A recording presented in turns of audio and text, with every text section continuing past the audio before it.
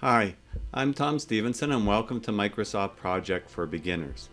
Today's lesson is Lesson 2. If you haven't seen Lesson 1, I'll have a link in the show notes and I'll also have a link at the end of this video so you can always go back and check it out. If you're new to my channel, I have playlists that go quite in depth into Microsoft Project, so you can click subscribe, you can click my icon and go look at the playlist. So if you want to be a little bit more advanced, you can jump right ahead and see the different topics in a number of the videos. But for this series, I'm really trying to go very slowly, methodically. If you're not used to Microsoft Project and it's fairly new to you, I'll make sure that you're well on your way to figuring out the fundamentals through this series of lectures. All right, so let's get started.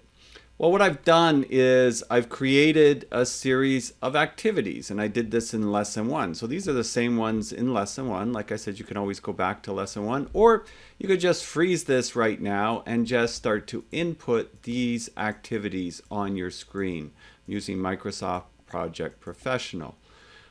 Click in the same duration. So it's pretty straightforward. I'm not going to have a ton of activities in my demonstrations for this beginners course. That way you can always start and you can put in your activities and just follow along. You don't necessarily need a start point file to do anything here. Your dates might be different because this is the date that I originally did this, so that basically your dates would show different. Don't worry if your dates do show different. I'm going to show you how you can put them at a certain specific date soon enough. So you'll also notice that maybe when you've been entering activities as you've been doing this, if you're just catching up, and this is a little bit of a refresher, if you go task 1, it puts this little thumbtack. It can be very annoying if you don't know what it means or what it does, but you notice this is all blank. So it's basically in a holding pattern right now, and it's waiting to be scheduled, auto-scheduled. Right now it's in manual schedule mode. So if I click down on this little arrow, then I can go to auto-schedule, and that will fix that one. It'll put it at basically at the start date of the project, the current start date of the project, which is January 17th, because it has nothing else that it knows to relate to. If I want all the new activities to be auto-scheduled, which I generally do, I go to the bottom left and I just see over here it says New Tasks, and click Auto-Schedule. And from that point forward, when I do a new task, it will auto-schedule them. So that resolves that issue. You can, of course, always, and I don't think I mentioned this to the lecture 1, you can click the square icon box. For lack of a better name, I call this the square icon box, and I use this a lot. It'll select everything. And then in the Task tab up here, everything to do with tasks is found under this typically. If some of them were, say, manual scheduled or what have you, I could change everything at one shot to auto schedule. So that's good to know. This is a very useful tool, this square icon box. You can right click over it and it gives you a list of different screens, which we'll talk about a little bit in other videos as they come up, because that's a great way of switching between screens. Okay. So I've got these series of activities here, and I also put in predecessors. And in the last class, I said what a predecessor is. It's something that has to come before something else. And so these are numbered, and that means that, for example, task 3, I want to have task 2 completed. This number 2 here is what that means. So when I place number 2 there, I'm saying that task 2 has to be done before I start this activity. Now I can also adjust things in my schedule with this. I can have things start a little bit ahead or a little bit behind, and we call that lead and lag time. So what I can do is I can double click on this arrow line there, not on the arrow itself, but on the line leading to it, and this brings up this task dependency box. And in this task dependency box, you'll see it says lag. And lag is like a wait time. Do I want to wait for something, or do I want to start ahead of something? We actually call that in project management lead time. Microsoft Project just says lag, and you got positive lag. If I click OK, it pushes that out to wait 2 days. So I finished this, then I got to wait 2 days. And so the 2FS plus 2 means basically 2 is the predecessor, and then I got to wait 2 days. If I put a negative lag, so I'll double click on that line again. If I put negative, if I go below 0 2 days, watch what happens. That's a minus 2 days. So this finishes 2 days before this finishes. I want to start that. So that's really a lead time, what we call in project management terms a lead time. Microsoft Project, a negative lag. Depending who you work for example, if you work for a large civil company or industrial construction, those types of things, they don't like negative lags in their contracts typically. What they would do is they would change the relationship type. So this is the next thing I want to explain, is there's relationship types. So if I double click on that arrow, I can pull this down. See where it says finish to start? There's different relationships. There's start to start, there's finish to finish, there's start to finish. First of all, don't even worry about start to finish. Nobody ever really uses that. As soon as I say that, somebody will say, well, actually, I do use it. That's fine. Let's just say it's very, very rare to use it. So this is a beginner's course. We won't get into that. But start to start definitely gets used, and finish to finish definitely gets used. And what it is, it's in relationship to the activity that you're linking to. So if I say start to start here, and you see how I've got a minus 2 days? If I wanted this to end at the same spot, what I could do is say plus 2 days. So watch how this relationship works here. I'm going to go plus 2 days, because what it's going to do, it's going to say once activity 2 starts, activity 3 can start. And if I say 2 here, it's going to say 2 days after it starts. If I have 0, it's going to start right after it. But it's really tied to that activity then. So let me click OK, and let's see how that changes.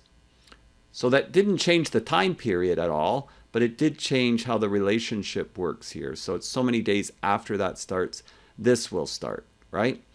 So that has that kind of impact there. Now what I could do with this activity here, I should tie it off. Like I shouldn't leave this as an open end, because what happens is if this takes a lot longer, it doesn't really show how it's impacting the rest of the project. So that's something you always got to think about with construction projects, IT projects, any kind of projects, that things should be linked, and they should carry themselves out from that perspective. So let's see here. Let's see if we can link this to something else. Maybe we want to link the finish of task 2 to say the start of task 5. So what I would do then is I would put the number of task 2 in there. So I would just basically go comma, and I would go 2. And you notice how this then turned red. This turned red. Now on yours it might not have turned red, and I'll get to that in a minute as well. Yours might be still staying blue, but it moved that activity outward. The red is the critical path, and the critical path is the longest path through the project. And we've got a start-to-start relationship here, and then we've closed this off to reflect how the project is going. We've said that this activity has to finish in order for this activity to start. So it's natural that once we connected that up, that it would push this out. It also shows that these activities here are in blue. What that means is they have a certain amount of float or a certain amount of flexibility in their time frame. This could take, for example, a day longer, and it won't impact the finish of the project, right? It's tied it. See, this is basically now critical now that I've made this longer. So now, because of this, I've got 2 critical paths, but it didn't change my finish date at all. So you notice that the finish date didn't change when I made that change. I'll just click undo here. And you can always click undo to go back, as long as you haven't saved it. Microsoft Project, once you've saved it, then when you click undo, it'll just go back to wherever you saved it from. So you got to be aware of that as well. All right. So if yours is not showing red and you're wondering why is it not showing red, because you have a choice. You can go to the Format tab and you can turn on or turn off the critical path, right? It's still there. It's just whether you want it to be visible. Generally, I want it to be visible. So I know which activities are really sort of the drivers to my project. So for example, if this activity was a few days shorter, let's say, I would have a lot more float here. Float is how much flexibility you have before something turns critical. This activity, for example, has 4 days of float. The other activities below it have 3 days of float, if I want to get into that. So I just popped up that box, which sometimes can be annoying. There it is. So I can see there how much actual float that I have on the project.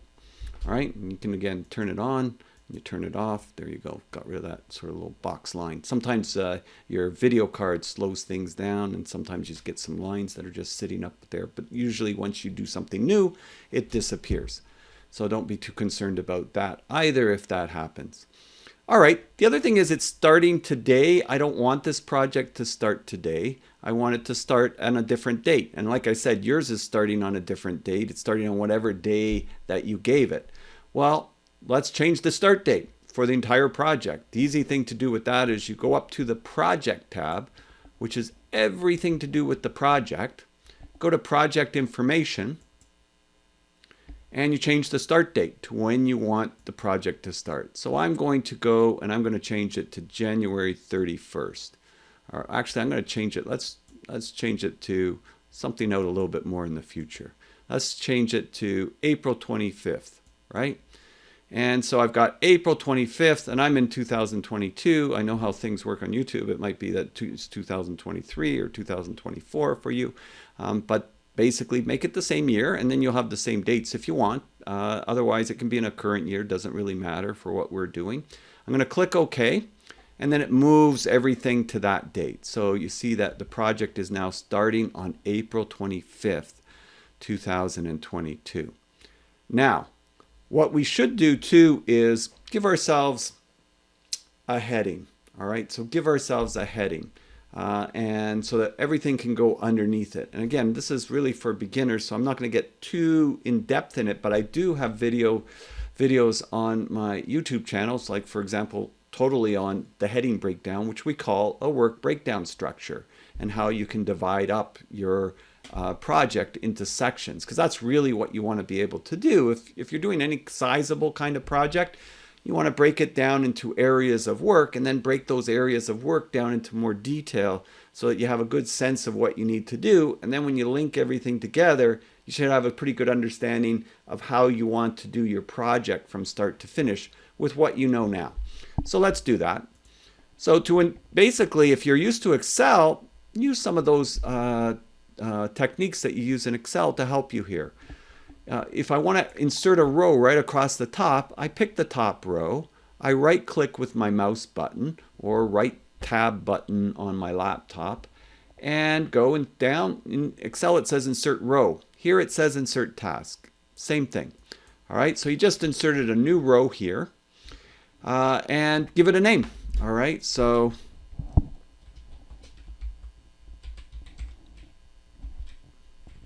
Project 1. Call it Project 1. All right, so I'm not going to put any duration here because I'm going to make this a heading. So to make it a heading, it's quite easy. It's almost like how you're doing bullets. Think about how you do bullets and you have indentations. Think about how Explorer works, Microsoft Explorers, and how your file hierarchy works. You got a file, and then you got a folder, and then you got a series of files underneath it, or you got a series of folders. You open up those folders, and then you got a series of files. Same idea. So this is our heading. So I highlight everything below the heading. If I go to the Task tab, and those of you that are into shortcuts, whenever you hover over it, it should have a pop-up box. You can always use shortcuts. I usually just use the icons for most things because the shortcuts, unless I'm using them all the time, like Control-C and Control-V, Alt-Tab to switch between screens, those kind of things, I don't remember them all the time. So I'm just going to click the indent, but if you do, then that's great. I'm going to click indent, and now I've created a heading. All right, so I've got Project 1, and I've got Task 1 to 7, and then I've got Finish here. I wanted to create a milestone. A milestone is 0 duration. That's why it looks a little bit different, because it's a milestone. So this now says my project is 25 days. What does that mean? It means From the day I start to the day I finish, this project is going to take 25 days to complete. Work days, not calendar days. It only counts work days. So a work day, if you can see on your screen, you'll see the hatching for Saturday and Sunday. A work day is Monday to Friday, using the standard calendar in default mode.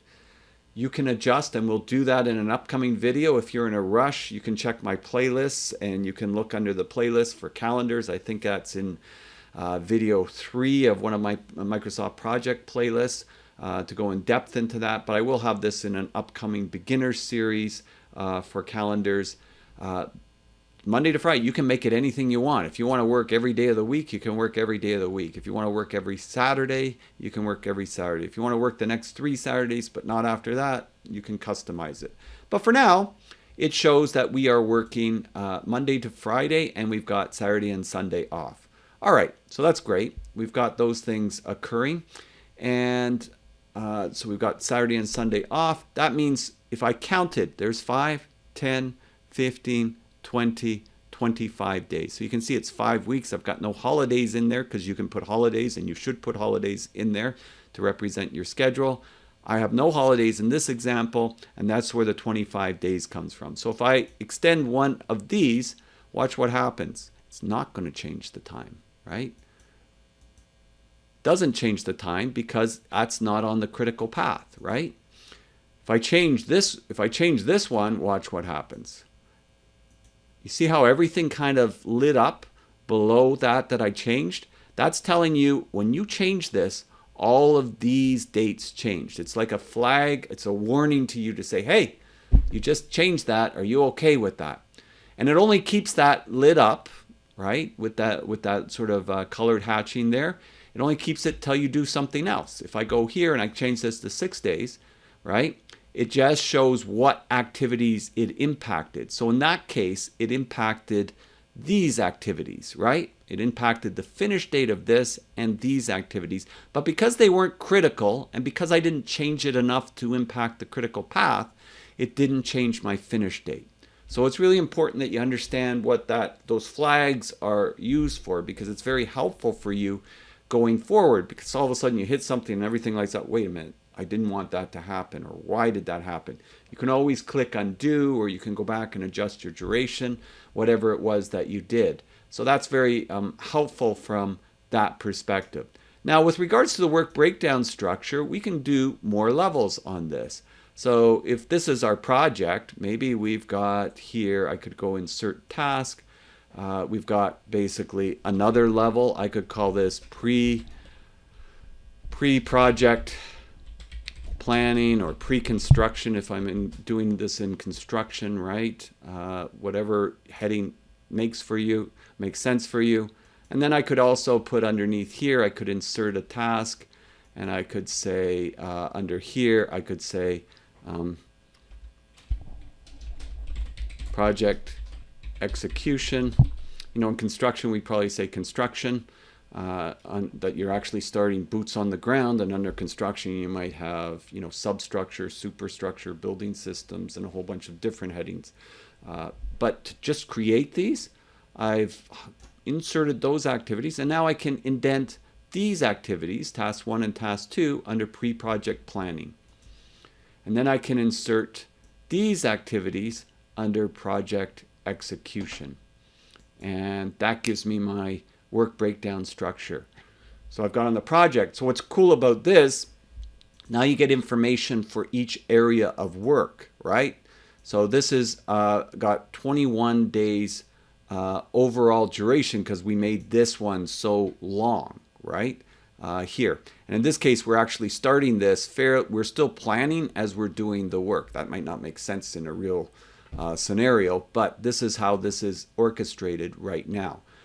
We also did not link anything to each other. So we were careful that with the headings, we don't link to headings. Best practice not to link to headings. So you try your best not to link to headings. The program lets you, but it's better not to link to headings.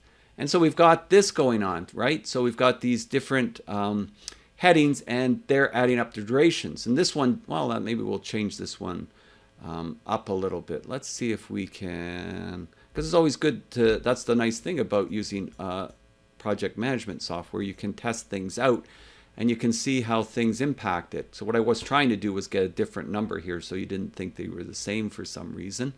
So what we're doing in this particular case, and maybe this is looking both red, and some of you wondering, why is that showing red when it's shorter? Well, this had that lag. Remember the lag here? And so that's why, plus 2 days lag. So that's red as well, because if this takes longer, this would go back to being critical, right? This would eventually, if I absorb that up, go back into being critical. We'll just shorten that back. So I've got 21 days here. I've got 23 days here. And that's just adding these and these, like from the start to the finish, how many actual work days they are. And then this is doing the same thing, except it's adding it from this point, right, to that point, the distance of that summary task it's adding. So you can see it's 5, 10, 15, 20, 1, 2, 3. So that's getting that component done in there. So now we've got a start date. We've got a work breakdown structure. We've got our activities linked up. And we should make sure, just as this preliminary in this beginner's course that I'm running here, that everything is linked, that there is no open ends. And again, an open end is when something is missing a link. So, you know, if this wasn't connected, right, it would be back here, and that's probably not what we want. We want it connected. So you got to make sure that all of your activities are connected. Same thing with successors. So if I didn't have that number 9 there, which is this activity here, right, and I go like that, then basically it changes how things are connected, and it changes movements, and it changes the finish date as well, because this is pulling that back, and that was critical. So I don't want that to occur. I want to make sure that things represent the time frames and that everything is well connected. So in this video here, I'm also going to just show you another screen, because I'm going to start slowly trying to introduce different tables and different screens to you with the simplicity of what we have here. So the other screen that I would look at to make sure that I have everything connected and that it makes some kind of sense to me is the network diagram. So when we're creating this, Microsoft Project is creating a whole bunch of other tables with related information.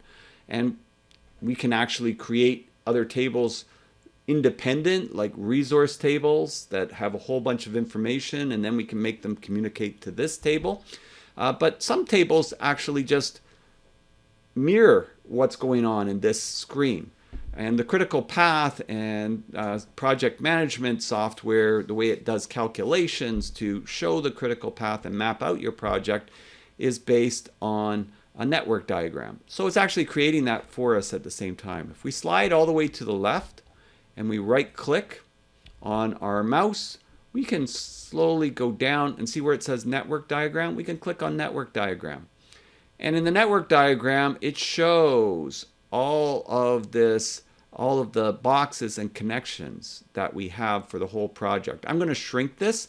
Behind my little picture here at the bottom right, there's the minus and plus sign at the bottom right of your screen. If you click on the minus sign at the bottom right of your screen, you can zoom out, and this is basically your whole project. And so these parallelograms, those are your headings, right? These with the points on both, that's your milestone date, right? So that's your milestone date.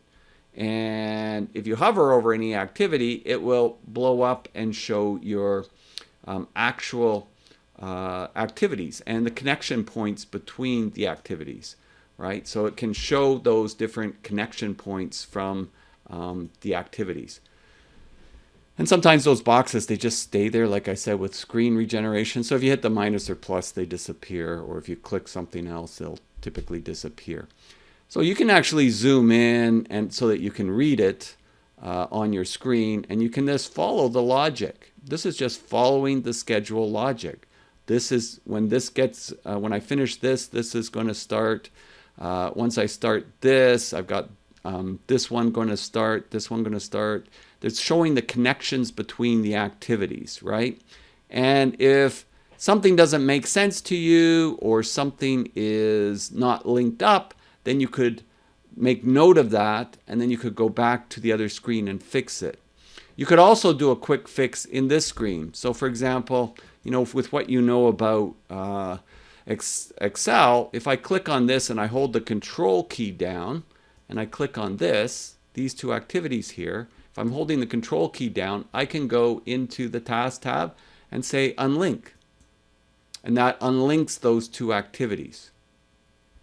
So I could do some minor things. I wouldn't do anything too major, but I can do some minor things here. If I wanted to connect them up, I can just grab this, number 7, and pull my mouse, if I'm hitting the left mouse button, and bring it to finish and let go. And then it will link them back up. So you can do some minor sort of corrections.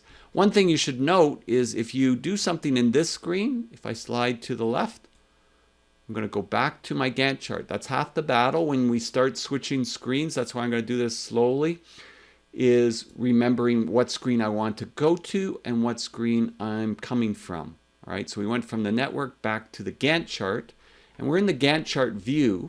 There's this square icon box here. There's a whole bunch of other screens here. If you want to explore, you can take a look. But there's a cost screen, entry screen, a whole bunch of different ones. We start out, and Microsoft Project typically opens, unless you're in a file and you saved it in a different screen, in the entry screen. So that's where we want to be, is the entry screen for now.